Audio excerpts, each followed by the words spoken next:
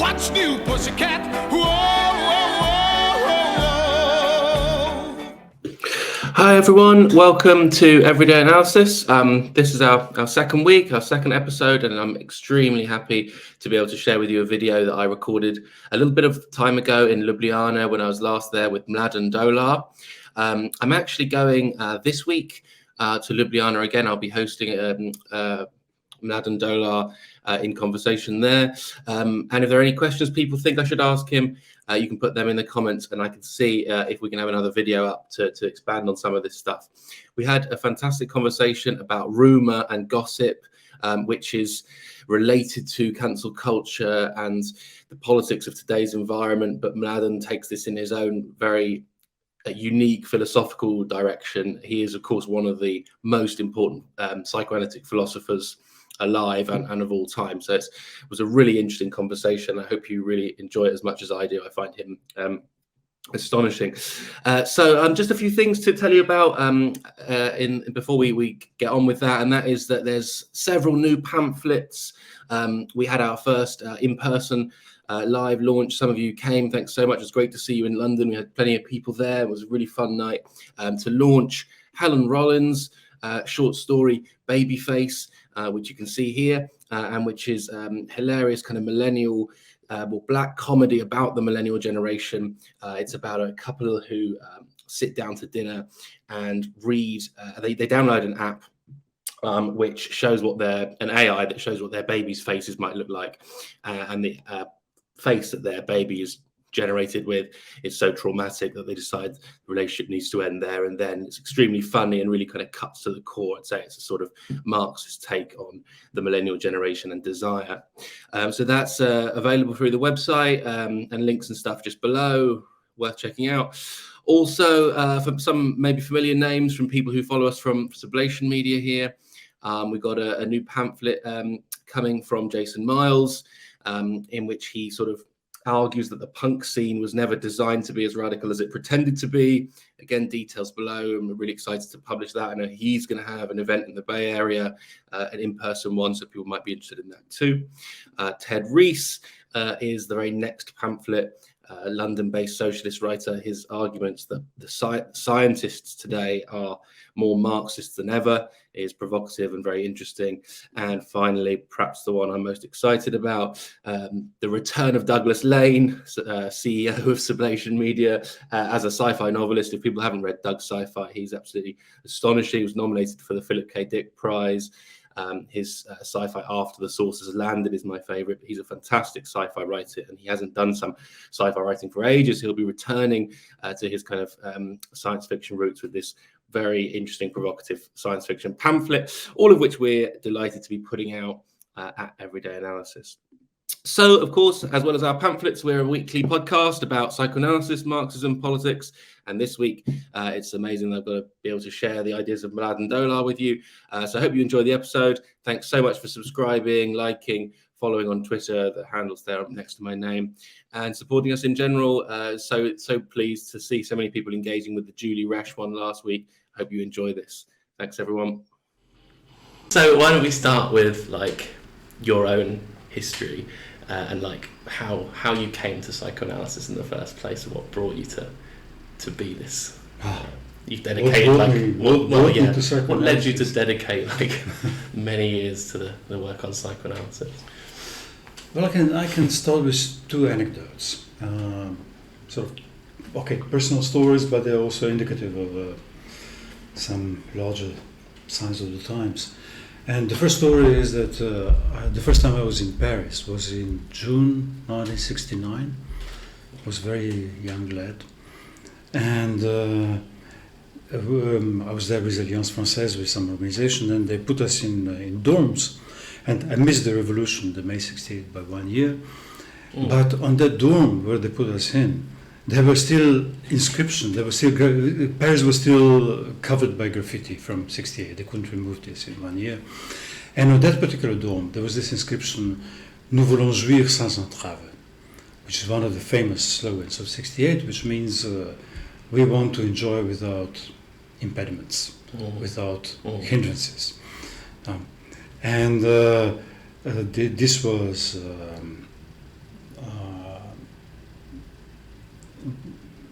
this was part of one part of the 68 setup was this kind of go for the enjoyment.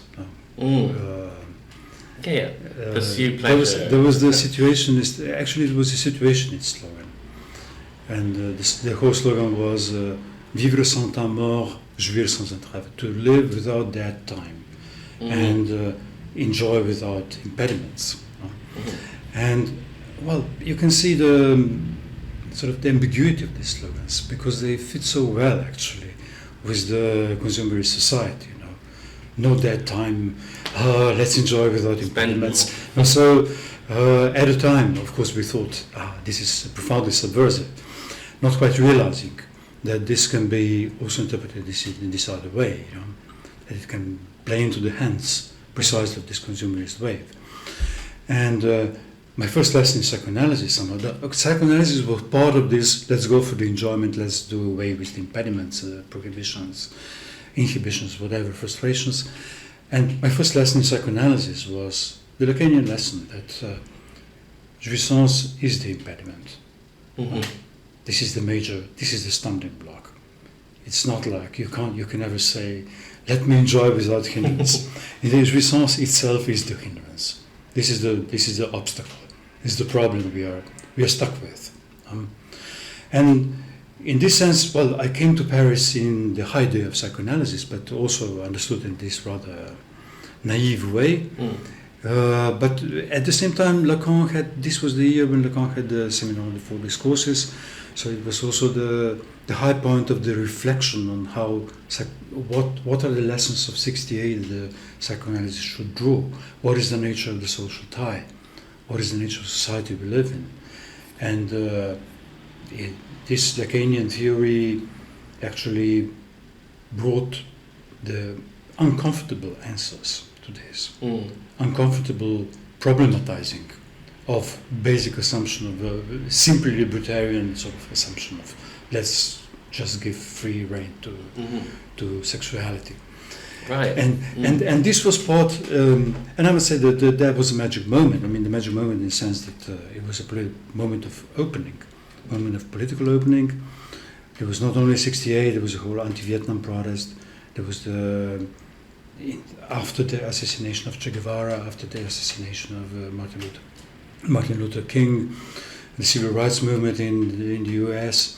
It was the Rudi Dutschke in Germany. So there were huge, massive protests all over the world. We were part of a certain student generation, which, after the affluence after the Second World War period, this was the moment of crisis. This is the moment when the assumptions on which this development of the after-war period was made were put into question. And psychoanalysis was one major element, key element in this. But at the same time, I mean, this structuralism was in full swing. Derrida, Foucault, Deleuze published the most important books actually in the few years, 68, 69, 70, 71, Althusser on ideologies, 1970. And on the other hand, there was also the Frankfurt School, because the Frankfurt School, Marcuse in particularly, gave the sort of theoretical background to the student movement. So there were those two things: the French structuralism, which nobody at that time could quite make sense of. And what the hell is this? This huge intellectual revolution, but there was no simple narrative to frame it at the time. So this is the first anecdote, me encountering this inscription, "Nous voulons jouir sans entrave," at the age of 18 in Paris, being confronted with this. What is psychoanalysis? Is it about liberation of sexuality, or is it a different kind of discourse? I mean, on that, before you do the second anecdote, to what extent did this question capture the sort of, I don't know, public imagination? Because presumably at this time, the student body, were you there as a student, or what was your? No, yes, there were other students. There was other students, but also there was a student movement in Ljubljana. And this was in 71, and I was very much one of the protagonists of the student movement in Ljubljana, which was a protest movement against the socialism such it was at the time in Yugoslavia. Yeah, cool.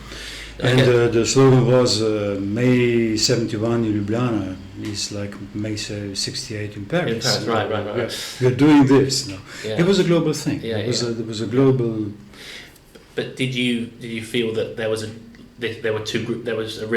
did both sides of this really this idea that you'd seen these slogans, whatever, thought about these ideas, the idea of liberation of sexuality, following your desire and so on, and then obviously your encounter with psychoanalysis kind of problematized that and allowed you to see that actually there might be some sort of consumerist logic to this way of thinking when actually jouissance is part of it. Was that idea of psychoanalysis really taking hold among these revolutionary student body, or was that quite a small group of people who were thinking of this kind of questioning? Lacan was both in the eye of the storm in this and going against the grain of this. I mean, he was both things. And all this reflection was done maybe not in the spot of the enthusiasm of the moment, but like through the 70s. And through the 70s, a group was formed in Ljubljana. Slavoj Žižek was the key element in this. There were several other people attached to the group. Alenka came 15 years later, I mean in the 80s. She's the youngster. The odd one in. Yeah. So we did a lot of theoretical work in the 70s in Ljubljana. It was just a small group of friends who constantly followed what was going on in Paris, but also with Frankfurt School and other trains of thought which were around. And this brings me to the second anecdote, because by the end of 70s, we somehow all turned Lacanians. I mean, by reading everyone. No, this was not an exclusive choice in the beginning. It was a choice that emerged. That it seemed that Lacan was the one who goes the furthest in this structuralist revolutionary this thinking. And in 79, by some really lucky strike, I got a scholarship of French government to study in Paris for 1 year. By sheer coincidence. And so I arrived in Paris this is the second anecdote, in January 1980, to stay there for the rest of the academic year. And I spent the 70s with the idea that there is a big other, and the big other is called École Freudienne de Paris, which was Lacan's school, the school that Lacan established. And the moment I arrived at Paris, the first thing in Le Monde, on the front page of Le Monde, was Lacan has disbanded the school. Like, officially, the big other doesn't exist. You came too late, sorry, there was a big other. But on the day I arrived, actually, this was the day of la dissolution, dissolving the school, the big gesture he made. He was very old at the time.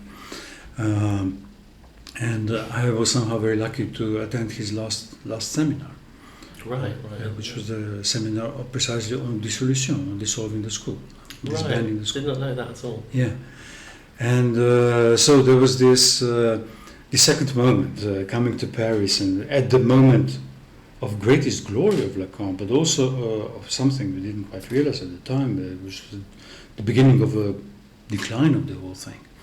And one thing I want to talk about is the question of crisis of psychoanalysis, because at the time, when Lacan disbanded his school was so much in the public eye that this was the front page news. This was the big front page news. Yeah. Like 40 years later, whatever an analyst can do, Can't get on the front page. it will go on page 36, maybe in some small note. Yeah. And so it just gives a certain perspective on the status of psychoanalysis enjoyed at that time. I mean, that's really interesting, isn't it? Because, I mean, it's often mentioned that Lacan himself wasn't, he wasn't, I wouldn't say he wasn't interested in revolutionary politics, but he was also critical of revolutionary politics. Yeah, sure. But actually, you can see that psychoanalysis was much more closely tied to revolutionary politics then than it is now in most cases. Oh, absolutely. No. In May 68, in the aftermath, it was clear that the two things are closely tied. despite Lacan's, very justified misgivings and criticisms he presented of this. No? So this is one major point I want to make. To start with is the question of the strange fate of psychoanalysis and its universal appeal. Because if you look at Freud, this is really a very, very strange story. The guy in Vienna invents, as it were, a certain new clinical therapeutical approach, a certain technique called psychoanalysis, the talking cure. And this was confined to a rather small circle of people in Vienna, of a certain community. Okay, it spread somewhat, but till the Second World War, this was really, we are speaking of very small numbers of people who actually were analysts or who were submitted to psychoanalysis. At the same time, by the time that Freud died, which was in September 1939, just at the beginning of the Second World War, he was the absolute universal reference. Everybody in the world knew about him, in all walks of life, in all different disciplines. He became this discrepancy of a small sort of invention of a certain clinical approach to human psyche, and the spectacular consequences, spectacular effects this produced on the whole mindset, on the mindset of the 20th century.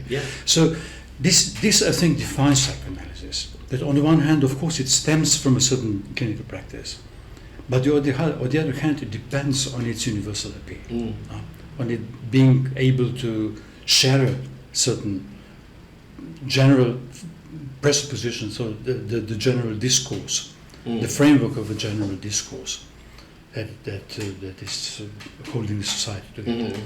And so many years later, in 1980, when this happened, the Lacan's dissolution of the school, he died a year later, in 1981. The situation was different because the psychoanalysis by then spread all over the world. It made a huge success in America.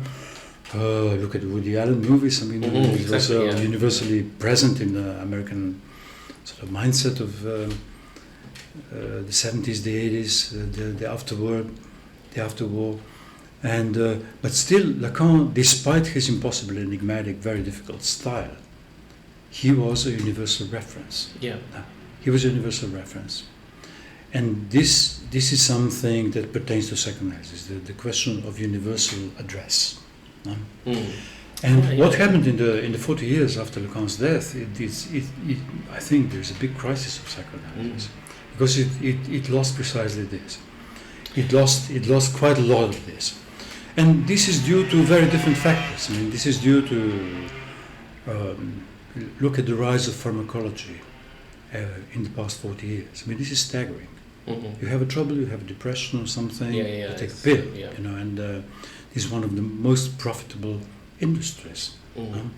Psychoanalysis is slow and costly. And there is cognitivist therapy. There is a number of the other therapies which compete on the market, which sort of marginalized psychoanalysis relatively.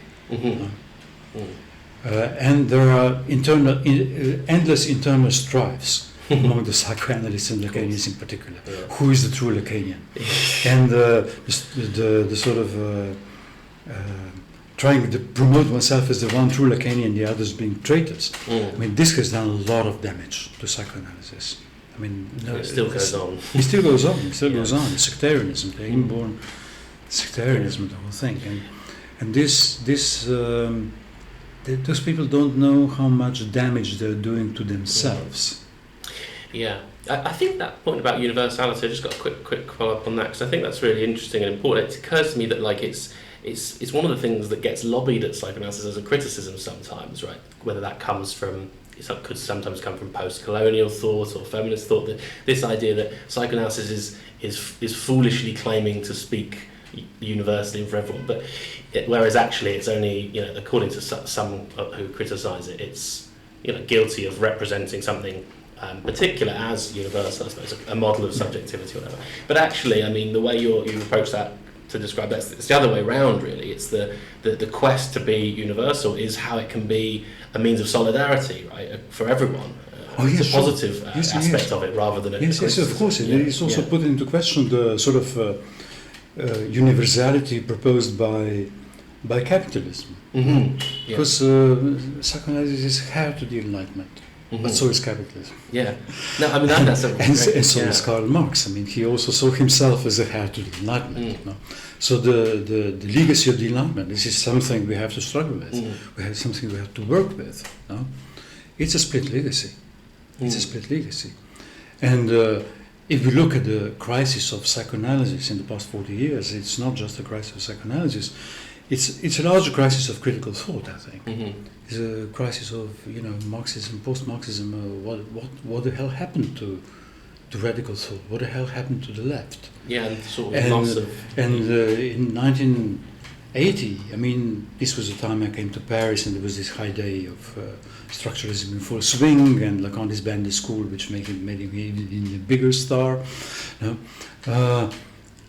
I mean, this was also the year when Margaret Thatcher took power in '79, in England, and when Ronald Reagan won the elections in the US. And this is actually, if you take one symbolic year, 1980, was precisely the instauration of neoliberalism.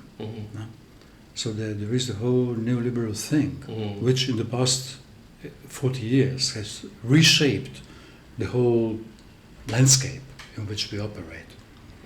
And we are in big trouble. Yeah. We are in big trouble. And that kind of universality would be an ally or a strategy to absolutely. combat No. I think yeah.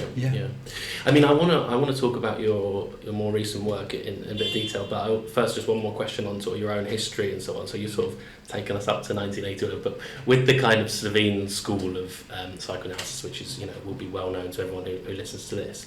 When did that? Can you tell us when that started, and also maybe the questions about Hegel. Like, at what point did you come first to psychoanalysis, and at what point did Hegel then come in as this kind of critical thing, which the Slovenian school is now known for, like this combination of Lacan and Hegel? Yes, well, I mean, it started in the 70s with this group of people working on structuralism, but at the same time working on the Frankfurt School sort of Marxism, which was a Hegelian Marxism.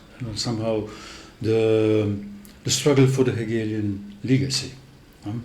And our professors at the university were basically sort of Frankfurt School Marxists. I mean, Yugoslavia was a socialist country, but a very special socialist country because it split with Stalin and the whole of the Eastern European type of socialism, and wanted to instigate its own way. And this is why, precisely at the end of 60s and beginning of 70s, it was also internationally, globally, a certain focal point of critical thought. I mean, in Korčula School, I mean, everybody came there. Marcuse came there, Bloch came there, Angela Davis came there. I mean, everybody somehow, there was an idea, at least for some moment, there was a Praxis journal, Praxis International, etc. There was some moment where Yugoslavia actually presented a certain center of the leftist, anti-Stalinist thought, non-Stalinist kind of Marxism. And yes, in the studies of philosophy, we were deeply influenced by this Hegelian and Frankfurt School tradition as well. And there was one puzzle that structuralism saw itself in the majority of cases. I mean, it's not a unitary movement, and the very particular thinkers took very different paths through this.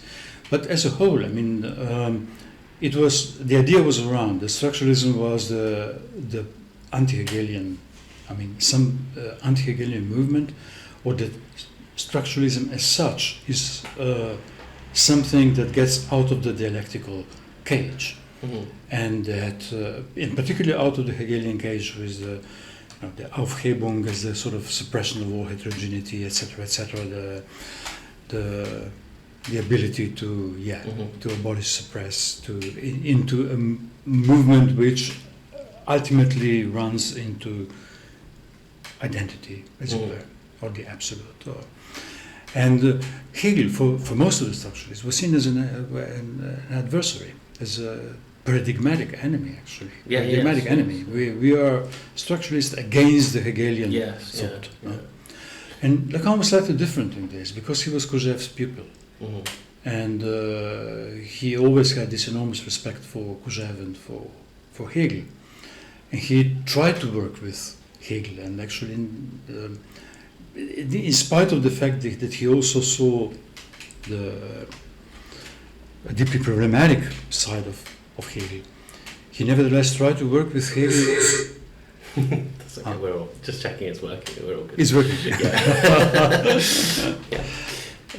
So Lacan was different. I mean, he thought that there is a Hegelian legacy we have to assume, and of course critically assume and turn it around. I mean, not just accepting it. But the trouble with this, the way we saw it, the trouble with this Lacan's take was that his take on Hegel is completely framed by Kouzev. Mm-hmm. He never has an independent take on Hegel. And we thought that another take on Hegel, different kind of take on Hegel, actually comes much closer to what Lacan is doing than Lacan's own take on Hegel. Okay. Yeah. That Kouzev is actually an impediment, rather, in understanding of what is at stake in the Hegelian dialectics. And this is the different kind of Hegel that emerges there. And we sort of thought that there was a false battle, structuralism versus Hegel. That what the conceptually what is at stake, the stakes are actually very close, and that one profits conceptually from bringing those stakes together, and as a sort of common battle. Mm-hmm. So in a sense, the Kouzev-Hegel influences Lacan to read it in a particular way, and the Slovenian school kind of cuts Kouzev out of that loop and produces this kind of a different Hegel, which is more like the Hegel Marx read. Hegel Marx? The one that Hegel the Hegel that Marx read. Or, yes, well, Marx's own references to Hegel are again profoundly split. Right. You know? He started off as a Hegelian, but then all his early writings are, the criticism of Hegel, and he went for Feuerbach in a certain moment. Mm-hmm. It's only the Capital that he actually adopts a very Hegelian structure of thought in his approach. I mean, it's incredible how much people's, I think even in the last 10, 15 years, I mean, I remember,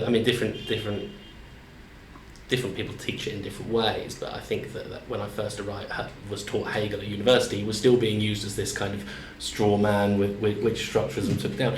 But now most people's instinct is to think of the more Slovene school version of Hegel and think about dialectics. I hope we had some success with it really has changed the whole... No, because Hegel was, he was seen just as a monstrosity. If you look at someone like Deleuze, and I appreciate Deleuze, I really appreciate Deleuze. I mean, I'm profoundly interested in anti-Hegelians if they are doing their job properly.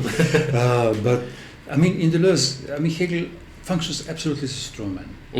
He never quotes Hegel. I mean, he's Deleuze as opposed to this black devil who is supposed to be dialectics and Hegel, etc.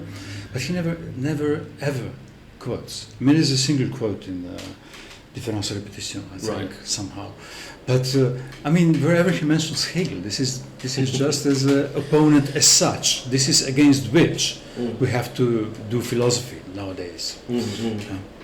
Well, I mean, let's carry on talking about philosophy nowadays, but I wanted to ask about some of the couple of recent things. There's something of your recent work's been about the question of authority and thinking about what authority is today, and then another really interesting, I think it's a chapter as well, a chapter on gossip and rumour that you've written, as well as talks about it, about, and this is very much turning towards thinking about how politics functions today, and the digital world and the contemporary world, and thinking about modernity and what it is.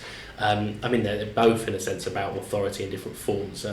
But with the sort of broader question, the question of authority today, one of the things you've said recently is that You've got, I think it's from Hannah Arendt, there's religion, tradition and authority. There are her categories, aren't they, of like three kind of pillars of a social state. And you've been talking about how the way you see it, religion and tradition have kind of receded significantly, but we've got a bigger problem than ever with authority. So take us through that kind of argument and why you think this is important for today. I mean, Hannah Arendt, she has this famous paper, which is from the 50s, I think, on what is authority. And she starts off this paper, I mean, at the very beginning, saying that the question is not what is authority, but what was authority. Mm-hmm. Because authority has gone from the modern world. Uh-huh. This is her entry line. No? This is how she enters the problem of authority. No? It's interesting, isn't it? Yes, yes. And so authority has gone from the modern world. I mean, there's something that defines modernity, that we don't have any reliance in the authority of the big other, as it were. And the authority of the big other, which was underpinned by whatever, transcendence, religion, by the power ascribed to kings, monarchs, the people in power, whatever. I mean, this power is gone. So what defines the modern world is the sort of the downfall of authority. Mm-hmm. There's no background on which we can base authority. Now, the interesting thing is that the moment one speaks about authority, one speaks about the crisis of authority. Yeah. It was never any different. If you look back at Plato, I mean, his problem is also once there was a proper authority. Yes. Yeah. Another the authority is gone. We have to re-establish it. Now, so authority is one of those things which about which one can speak only in the past tense. Once there was authority, but we live in a time of degradation of authority. Things have been falling apart. No? So you always presuppose some mythical past that one has to recuperate, recapture, in order to do the proper authority thing. And this is something which is, I think, coterminous with the speech about authority. Any speech about authority always starts from the crisis of authority. No? Mm-hmm. But what Hannah Arendt says is basically that there has been crisis of this crisis with modernity. Okay. That even that argument now doesn't work any longer. It doesn't work any longer. Yes. So we are stuck with the impossibility of authority, which has to do with the status of the big other. I mean, there was in the pre-modern times the status of the big other based on transcendence, let's say, which could underpin authority, and the authority of the master. And what modernity did was to implement another kind of big other, which is the big other of knowledge and big other of science, scientific progress. This is what Lacan calls university discourse, where knowledge precisely is in the place of the agent of this discourse. Mm-hmm. And so modernity is supposed to have done away with any unfounded authority. Mm-hmm. And has done away with the master, with the very figure of the master. Because the very figure of the master was unfounded, was founded only on the supposition of a transcendent guarantee, as it were. So this guarantee is gone. So we have the downfall of the master, we have the downfall of the father. This is how authority can be defined. In the name of knowledge, enlightenment, progress, argument. Anybody who is to assume some position of authority can only do so on the basis of knowledge, on the basis of expertise, on the basis of know-how.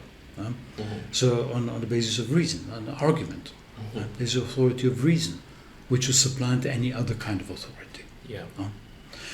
And now the problem arises. The problem arises that the modernity, which is supposed to have done away with the figure of the master, with this irrationally founded, non-founded authority, has itself produced the new ways of domination. Yeah.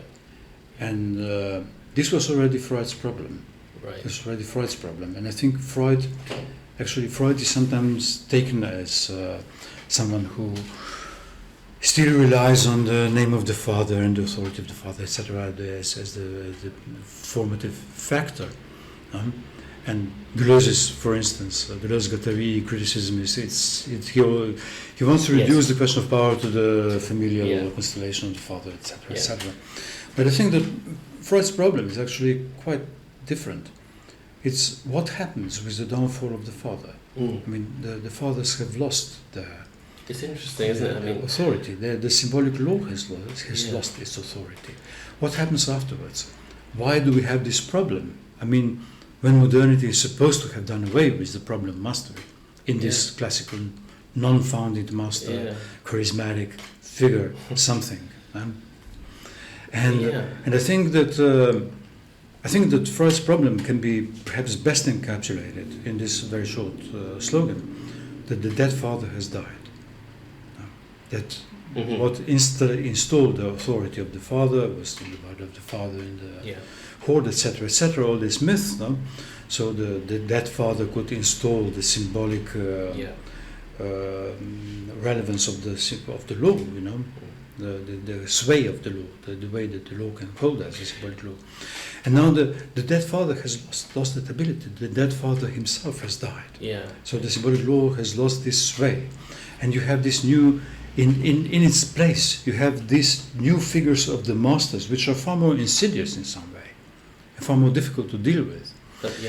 And if I tell another anecdote, which is a true anecdote, I mean, which links Freud to Slovenia. And Freud was our compatriot for most of his life, because this used to be part of Austria-Hungary.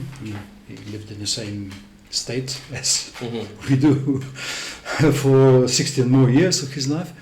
So he made trips also through Slovenia, and on one memorable occasion, which was at Easter 1898, he stopped to visit a cave, because Slovenia is very famous for some really wonderful caves. I mean, some of the best caves you can see in the world are in Slovenia. The one thing we're very good at is the caves. I never get out of this small city centre. No, go see the caves. Go see the caves. I mean, they're really spectacular. They're really spectacular. Yeah. And so Freud was taken to this cave. I mean, guided by a Slovene guide. Okay, I won't tell the long version of the story. I mean, every element is very funny, but somehow he describes this in the letter to William Flies, and he describes it as a descent into inferno. There's the Scotian cave, one of the most famous caves, had this structure of a descent into abyss. You know? And he says Dante wouldn't need any other inspiration for his Inferno if he saw this. And indeed, I mean, with some caves in Slovenia, there's many caves in this. There are many caves in this part of the world. What's going on in there? People eating their own children in there or something?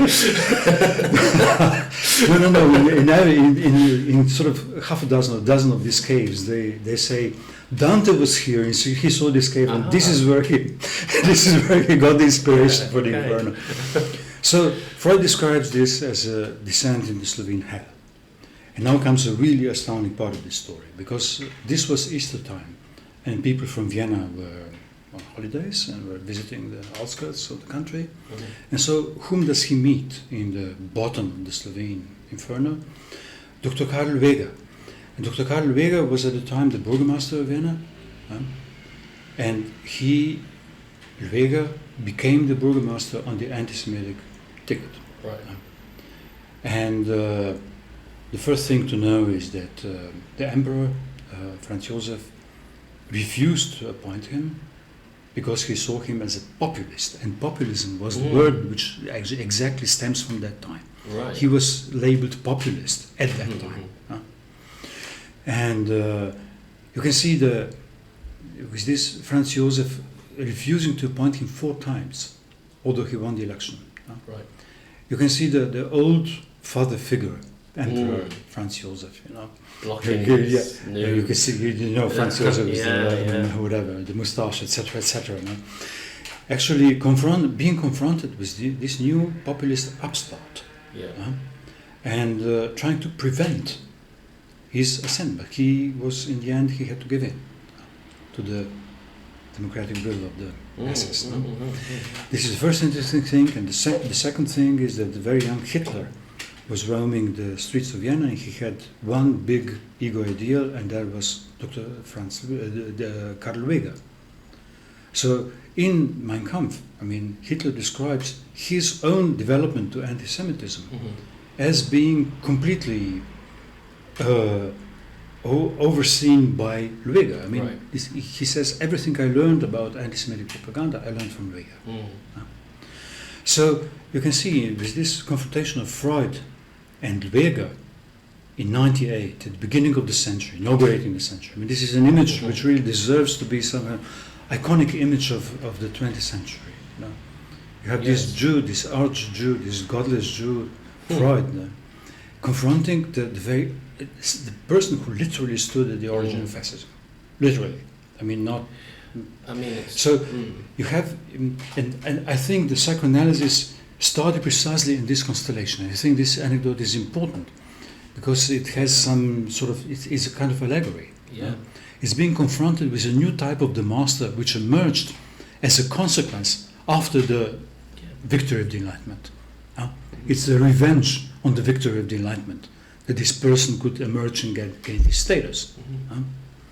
Yeah, it's a perfect anecdote to show that, you know, the quote from Freud, the dead father is dead, which is, I suppose you're saying that's kind of an equivalent between that and Arendt's phrase, the crisis of authority, right? What's happening is, there was always, the father's always dead, but there's another kind of step in this history where the dead father's dead, and that then produces a much more insidious kind of structure of society or whatever. And then, you know, you mentioned populism there. In your other recent talk, you sort of playfully said that Trump is the great Lacanian, perfect Lacanian, but precisely because it's without this big other. Right? So, am I reading that right? This is also contemporary politician populism today. I think this anecdote, I mean, is somehow perfect in order to initiate the fate of psychoanalysis in the present time.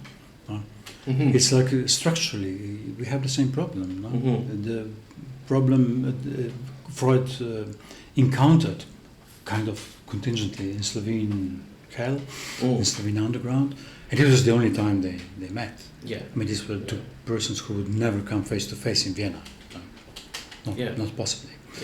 And so he had to go to this descent into inferno to meet this person. I mean, what I mean is, do you think? I mean, maybe Trump's not the ideal example, but one of many, maybe. But do you think we are seeing the kind of insidious leader figures or structures in society today, which are, you know, still following on from this? Yes. I think that structurally it follows from the same constellation. Structurally, it follows from the same constellation, and.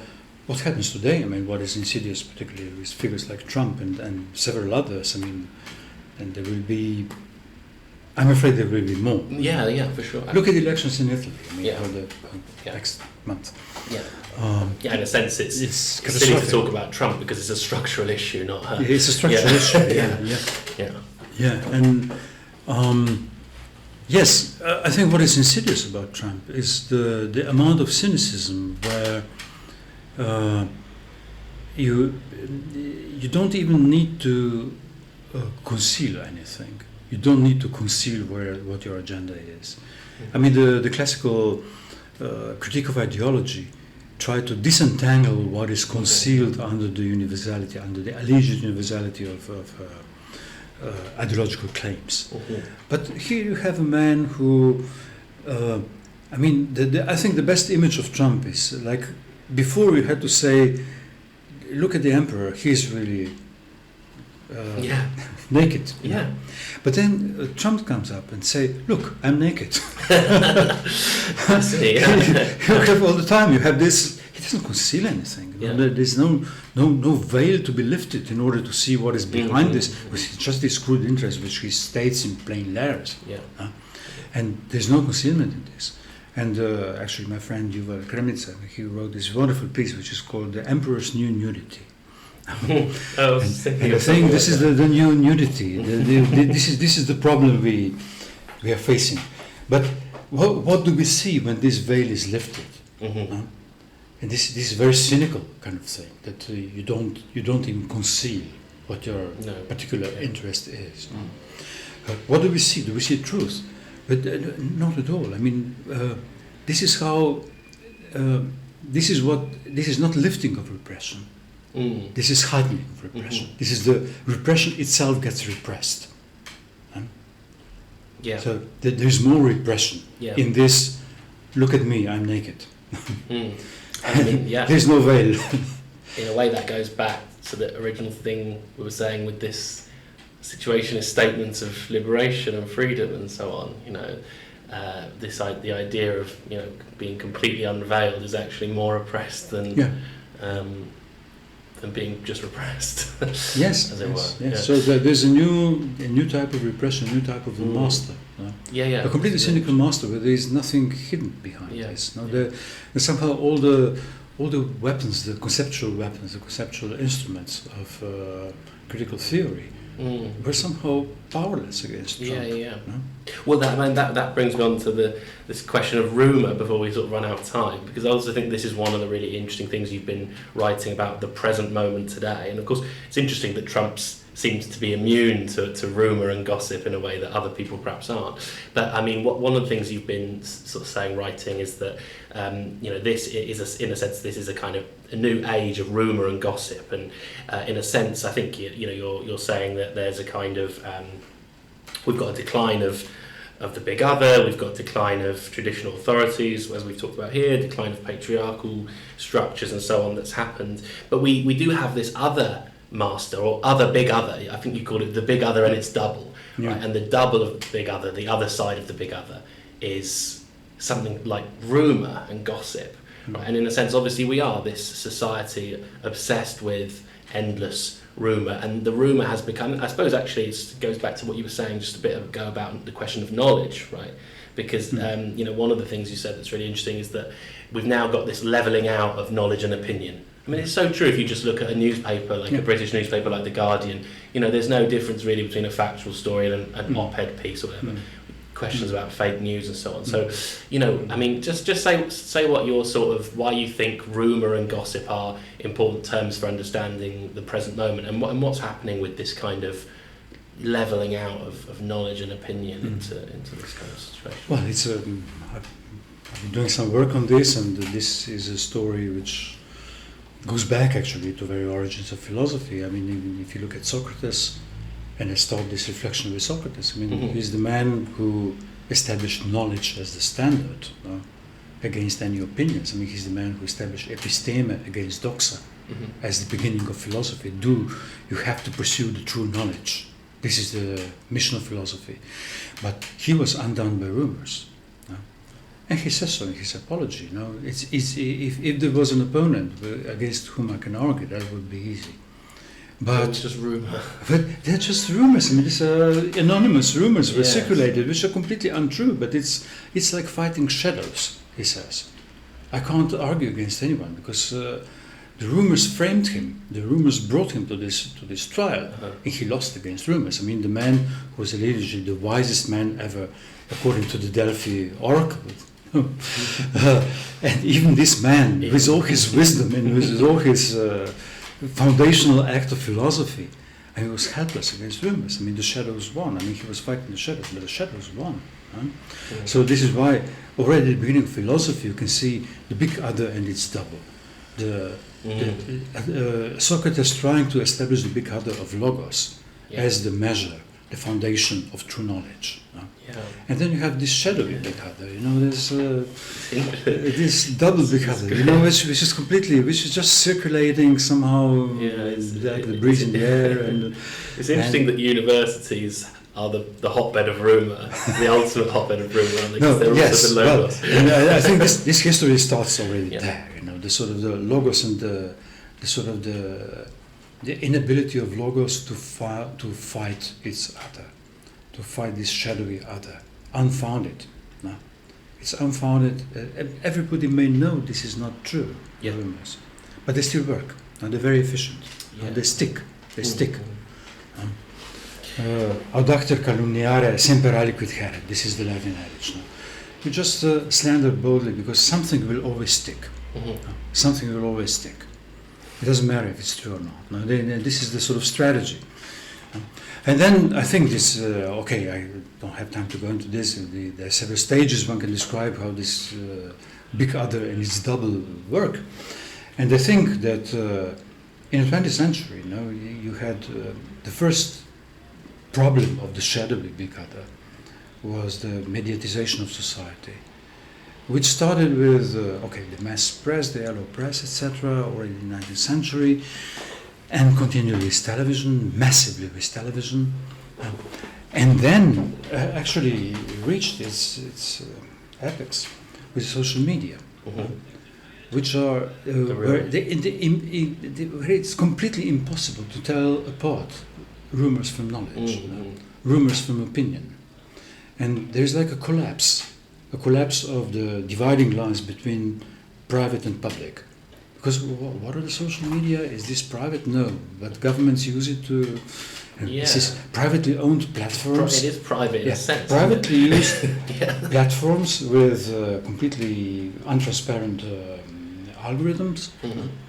But everybody somehow, the governments use it to convey all kinds of publicly important things. Everybody uses it as the line between public and private is impossible to establish because.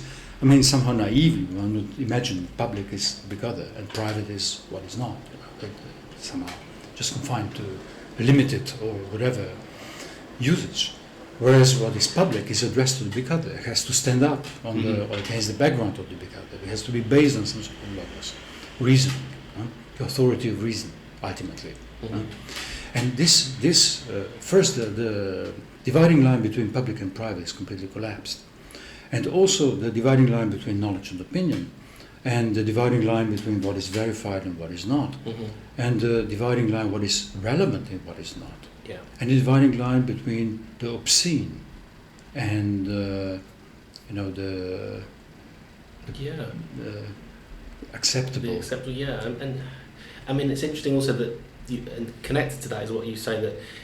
The rumour, you'd think, because when I started reading the thing about rumour, I was expecting it's kind of anti-authority, right? So rumour takes down Socrates, or it's an example. People in authority get brought down by rumours. But really, what you're saying is that this culture of rumour and gossip, it has an authority that's actually precisely by having no author.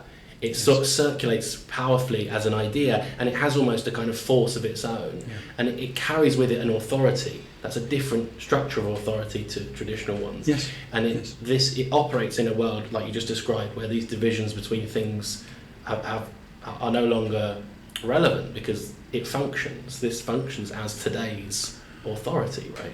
Yes, and I think social media is really taking this to a new level. It's taking this to a new level because the Facebook, Instagram, those things. Facebook is like 15 years. I mean, it's 2005. I think it started. 17 years maybe. Yeah. Instagram is 2010. YouTube is 2005. 2005. Yeah. It's like 15 years. I mean, it's quite short. It's completely taken over in a space of a decade. It's completely taken over as the medium of the public and private social exchange. And there's a big difference with television. I mean, we were very worried. I mean, in the time of my youth, or the 80s or the 90s, I mean, there was a huge problem with the mediatization of society through television. That you don't have access to somehow. The television is the only reality. It mediates any access to reality that you can have. And but television still ultimately absolutely depends on the division between public and private, because some people are on television and the vast majority watches them. As very few can be on television. Whereas everybody is on internet. Everybody is on social media. No, the dividing line between the producer and consumer is completely collapsed. Everybody participates in this. Somehow. So there is the real, in some sense, the downfall of the big other. The downfall of this big other of logos, or of reason, which should be the space of public reason, the free use of free use of public reason. This was Kant's formula. Just allow us this. If reason can be given freedom of public use, then we will win in the long run. The reason we will get the upper hand, if only it's allowed the free public use. And this has collapsed. This idea, this naive idea, has somehow collapsed. And yes, you were asking this in the beginning. I mean, does this mean the decline of the big other? I'm afraid things are much worse. I mean, it's not simply decline of the big other, but somehow the installation of another big other, which is more insidious, which can't be touched, which we can't really undo, or we cannot intervene into it. I mean, I think that's the more we can intervene in the space of the social media, whatever. I mean, the more untouchable it becomes. Yeah, I think that's right. I mean, and I think also I've recently seen this French movie, The Lost Illusions. I haven't seen it. It was made for a lot of money. It's sort of glamorous. It was last year's French entry for Oscar. And it's interesting because it's based on Balzac's novel, and this is 1830s. And this guy comes to Paris, Lucien de Rubempré, and he makes a big career in the press, in the mass press, the journals being published then. And this was the moment when this massive presence of press was possible because of the general literacy, in the 19th century, and because of it was the first time that it was technically possible to produce such masses of newspapers every day. And you can see in 1835 Paris, what you can see. Fake news, denigration, scandal mongering, on a huge scale. So film is somehow consciously made as a sort of a kind of mirror of our society. If you think we're in trouble, I mean, people thought they were in deep trouble in 1835 in Paris, with the advent of this mass press, and the complete yellow. I mean, there were no regulations and putting some limits to this. When this emerged, this mass phenomenon, and people just, people's fates were ruined just by these campaigns or whatever. I mean, by lying shamelessly. So where has this started? The downfall of the big other. You already with the press in 1830s. Absurdly, you have already this problem. This is the post-truth era. Actually, the people see it as the post-truth era. What has happened to the victory of the Enlightenment? This is the immediate aftermath. And so, in a sense, there's also this, that maybe the decline of Logos is as old as Logos itself. But this doesn't mean that Logos has been on the decline. In this way, but there have been major cuts in this history, major breaks in this history, and I think we are living in this past 15 years also with this social media and the new turn that neoliberalism is taking. That we are living in a certain shift in an extremely dangerous era. And I mean, just as a very last thing, I mean, your sort of position that in the way we've done in this conversation, the role of psychoanalysis here is to help us understand this history and these changes that are taking place, or you also think psychoanalysis has still a revolutionary politics role to play in combating this situation, or it's more about using it to understand? Well, you have the famous thesis 11 by Marx, which says philosophers have only interpreted the world, and the point is, however, to change it. And I always thought that this was a false dilemma. That you can't change the world without interpreting it, and you have to is psychoanalysis there merely to make us understand the situation? But make us understand the situation means intervening in the situation. It's an intervention itself. It's already an intervention. It already is the beginning of an intervention, and I always thought that psychoanalysis has this. It's not. There is no immediate politics of psychoanalysis, but the way it addresses the social problems actually opens them up and enables a certain radical politics, Yeah. non-naive radical politics, let's say. Yeah. And a universal one. That And a goes back to universal what we one, were saying absolutely. before. The new invention of the universal. Yeah, that's is what's absolutely- needed, isn't it? And that's, Yeah, that's absolutely. the opposite. It goes Against to the the- social media thing, and because that's That's presenting become- itself falsely as this universal platform. Yeah, is this is. I precisely mean, the this, opposite of it's universal. useful. It's useful to Yeah. distinguish global and universal. Yeah, I mean, capitalism has become global. It's not therefore universal. Social media have become global, but they're not universal. I mean, they lack the stamp of the big other. They lack this. yeah, The universality of reason. And I know the universality of reason is a highly problematic thing, but it's a thing which has to be reinvented, yeah, yeah, constantly reinvented. yeah, yeah. Great. I mean, we've covered a whole history of everything. Short history of everything. Short history of everything in an hour. But no, it's really good. Thanks for doing it. Well, thank you, Alfie, for having me.